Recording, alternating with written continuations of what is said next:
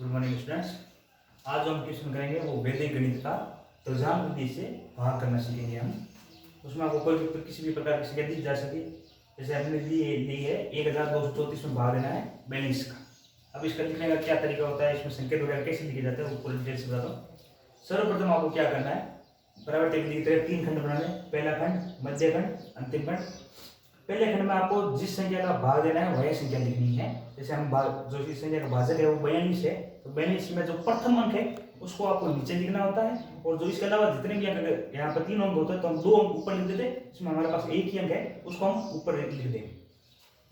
इसमें जो नीचे वाला जो अंक लिखा जाता है उसको हम कहते हैं मुख्यांक। इस बात का विशेष ध्यान रखना।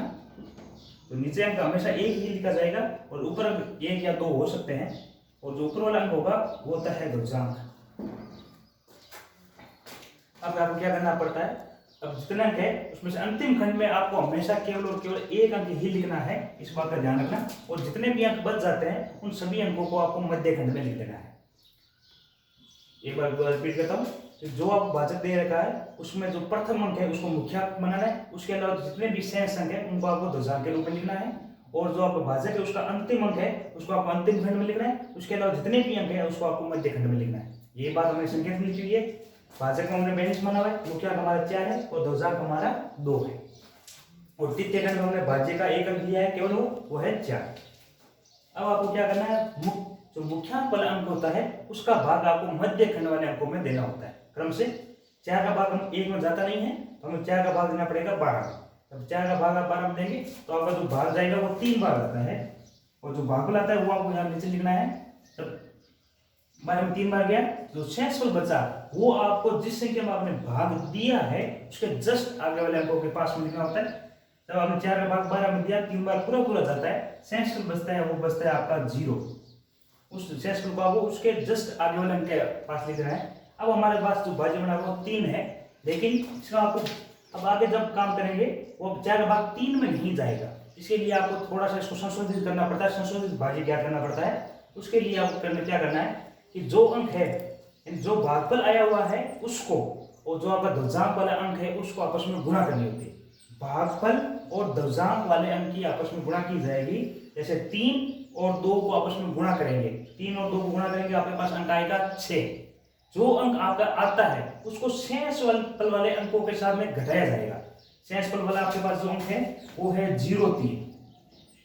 आपके पास शेषफल अंक वाला है 0, शेषफल वाला भी लिखा जाएगा और उसके बाद जो अंक है वो भी लिखा जाएगा। इसमें आपको जो घटाना है वो घटाना है 3 और 2 दोनों की गुणा, यानी 6 घटाएंगे तो आपका आंसर आता है -3। यानी जो अब आपका भाग लगेगा वो इस संख्या में लगेगा, लेकिन ये संख्या आपके माइनस में है तो आप माइनस में संख्या का भाग नहीं दे सकते। अगर ये संख्या प्लस में आती या 0 भी आ जाती तो आप इसमें भाग दे सकते थे, लेकिन अगर ये संख्या माइनस में आ गई तो आप यहाँ पर भाग नहीं दे सकते हैं। इसके लिए आपको क्या करना पड़ेगा, जो पीछे वाला भागफल है उसको एक अंक कम करना पड़ेगा। जैसे हमारा भागफल 3 था, हम इसको एक लाइन खींच के इसका भागफल क्या कर देंगे, 2 कर देंगे। अगर हमने भागफल 2 कर दिया तो शेषफल यहाँ पर बढ़ जाएगा। 0 था तो अब यहाँ पर जो शेषफल होगा वो मुख्यांक वाले अंक यहाँ पर शेषफल में जुड़ जाएंगे। हमारा 0 था शेषफल, उसमें मुख्यांक वाला अंक कितना है 4, तो हम 0 और 4 को जोड़ेंगे तो अब हमारा जो शेषफल बचेगा वो हो गया 4। अब आगे वाले प्रश्न सेम करनी पड़ेगी आपको। जैसे अब हमारे पास जो शेषफल वाला अंक है वो है 43। अब इसमें से आपको घटाना है, भागफल अब की बात है आपके पास 2 ना कि 3, तो 2 की गुणा ध्रुजांक वाले अंक 2 से करनी पड़ेगी, तो आपके पास जो अंक आएगा वो आएगा 4। ना आपको 43 में से कितना घटाना पड़ेगा 4, और आपके पास कितना आ गया 39। हमें अब देखने पर जो संख्या दिख रही है वो है 43, लेकिन हम जो भाग देंगे वो देंगे 39 में। ये भाज्य है लेकिन ये नया संशोधित भाज्य है, ये आपको उस लाइन में देंगे संकेत में। जैसे 12 में हमने 4 का भाग दिया तो भागफल का पहला हमारे पास क्या आया है 2, 3 वाला हमने लिया नहीं इसलिए वो आपको संकेत देने की जरूरत नहीं है। और जो शेषफल आया था वो कितना आया है हमारे पास 4, ये लाइन लिख दी। अब संशोधित भाज्य वाला नया भाज्य हमारे पास कितना प्राप्त हो रहा है 43, और संशोधित भाज्य हम क्या करेंगे उसके लिए क्या करना पड़ता है, 43 में से हमने क्या घटाया, 43 में हमने 4 घटाया। जैसे 43 माइनस में हमने क्या किया, भागफल का पहला अंक है तो पहला अंक इंटू ध्रुजांक वाला अंक 2 इंटू 2, 43 में से जब 4 जाएंगे पीछे बचेगा आपका 39। इसी प्रकार अब आपको आगे प्रोसेस करनी है। अब आपको जो भाग देना है वो किस अंक में दिया जाएगा 39 में। 39 में जब आप 4 का भाग देंगे तो आपका भागफल जाएगा वो जाएगा आपका 9 बार। 9 चौक 36 और जो शेषफल बचेगा वो बचेगा आपका 3। अब यहाँ पर आपके अंक नहीं है मध्य भाग में, तो जो शेषफल है वो आगे वाले लास्ट अंक या अंतिम अंक में आगे आपको लिखना पड़ेगा। अब आपके पास जो शेषफल वाला अंक है वो 3 हमने यहाँ लिख दिया।